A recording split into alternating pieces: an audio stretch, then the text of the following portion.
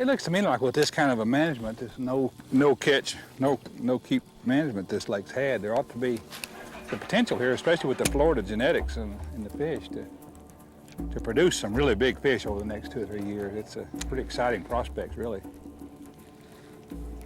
And just the numbers of fish that are in here, I mean, it's just a great place to come and catch a lot of fish.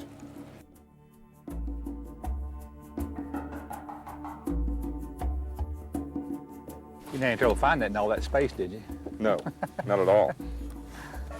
You ready? This one, perfect. You don't get many days this nice in Oklahoma, you know that. No, this is about the second time this year I've been on it without the wind blowing. I'm ready to go.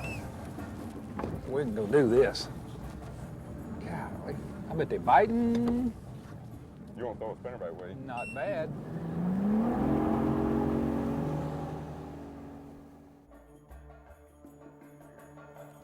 You know, this water's already 67 degrees, Ron. You know, it doesn't take very many days like yesterday and today to warm it really right up.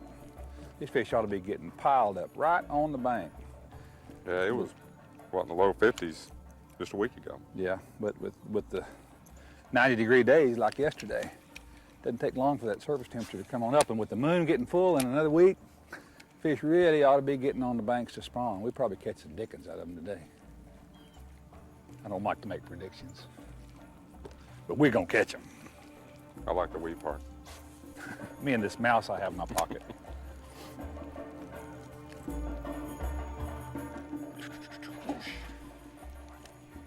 You got to know one's fixing to bite it right by there. You can catch fish and have fun no matter if you're doing it out of a $20,000 javelin or if you're doing it off the bank watching the bobber. It's fun for everybody, and that's why there's so many fishermen. Oh, there, look at that bull.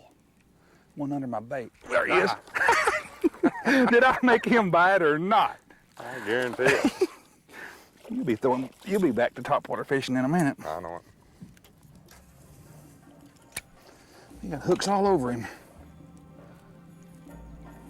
Been caught before. One of the benefits of catch and release, his lip's been ripped. And he's still doing good, thank you very much. That's it. I gotta get bit. Oh, I just hate it when that happens. It takes me several casts, but I promise you, I will. I will throw a spinnerbait sometime during the day too, but it acts like these fish are, you know, in a pre-spawn. Those are males that we've caught so far, and they're moved up into these areas that they're probably going to spawn, and they're getting very territorial, and a bait that'll stay right in their face for a while, like a jerkbait or a jig or a tube crawl or something that'll fish slower, but erratic might be the ticket. Might not be, but so far it's working a little bit. Do you think it's because this water's been so cool and it's warmed up and these bait fish may be moving up here? It could be partly the bait fish similarities of the bait, but I think it's just the nature of the animal that we're after. The bass is such a reactive, opportunistic predator that a jerkbait's like an injured bait fish, but it also, I think it's partly territoriality. I can't think of a name for this one. I call it this number 126. No, I never have seen that one right there. That's a pretty bait. It's got so many colors on it, they're bound to like some of them, and they're biting it. Yeah, I like the chrome type colors in this sunny, bright sunny days like this, but the one you have tied on, that Blue Thunder, that's one of my very, very favorites in clear water, especially if it's cloudy. Does a tricolor mean that much? I mean, the difference on the fish? I like the different combinations of colors in most of the baits I use because I think the contrast is one of the things that they visually key on. I think it helps them to see the bait, and they got to see the bait before they can bite it. Catch one out of that tree before I run into it. I just laid it down there and just shook it a couple times, let that rattle. That's that new heart. What's that new rattling jig? Yeah. He's swimming right on off with it. I looked over and your line was going Well, left. I had to get around. That's a good looking, that's a male fish, isn't it? Yeah, little buck. Thank you.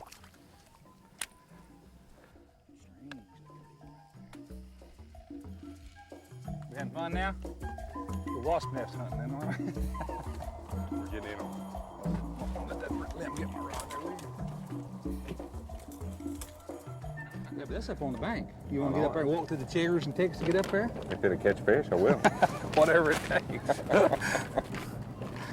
Anything that'll yank back. Whatever it takes.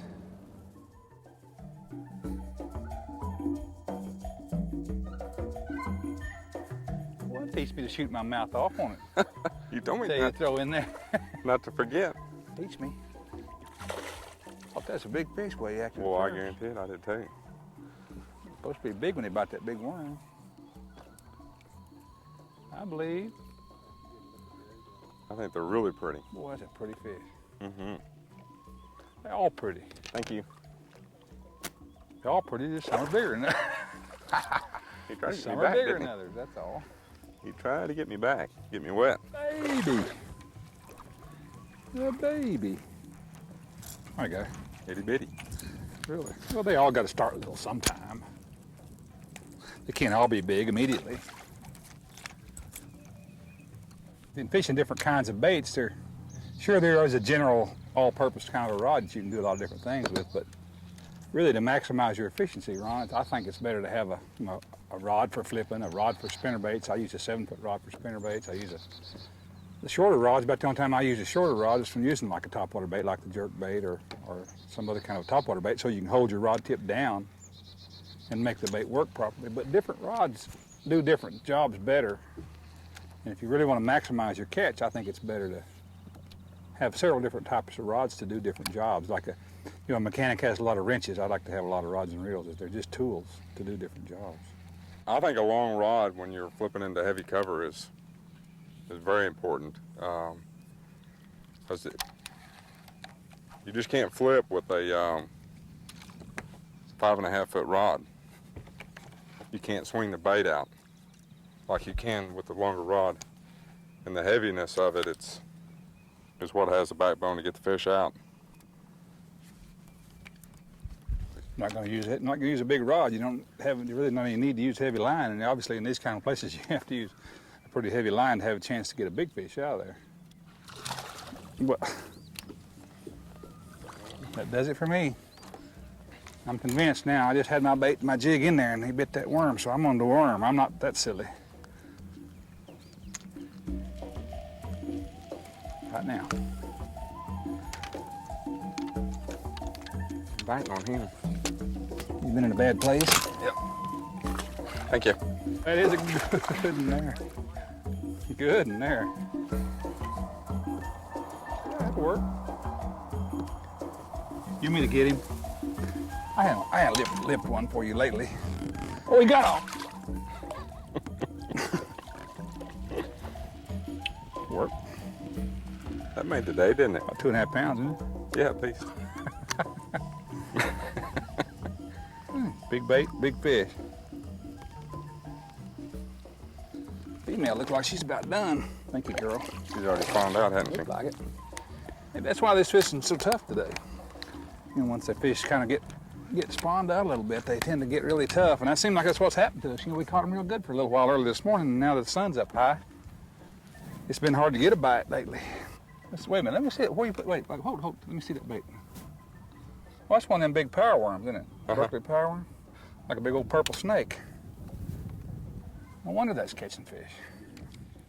Worm has got a hook that's got a little keeper on it that helps hold the plastic worm up there, which makes a lot of help. And one of the secrets to hooking fish on the big plastic worm like this is to put your hook straight through the worm like that, and then just pull it back and just skin hook it back in.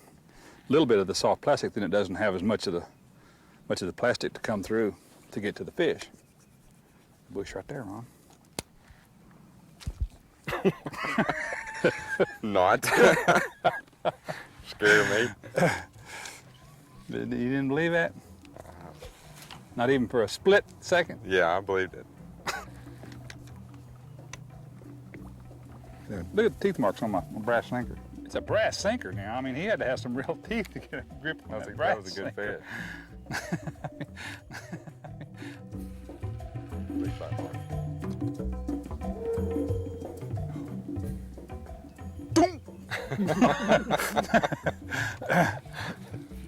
That's when you want them knocks, boy. They just Really?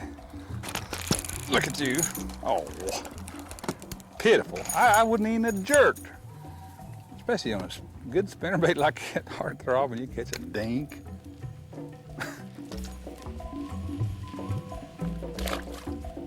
Thank you. That's good enough. You caught a serious spinnerbait fish. Well, look at you go. You just want to be different. I can't stand it. I got to catch one on this hard But butt. you know they got big, many bluegills and all we're seeing on here. Much bait fish as you are. Got to be a good one in here somewhere. Say, heart buzz throb strike, or heart throb strikes again. They're pretty. That's a nice fish. Lake's full of them that size. Someday.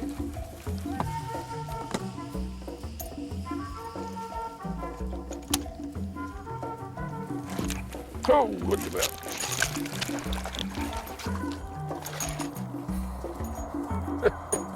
Spinnerbait. Spinnerbait, suspended fish.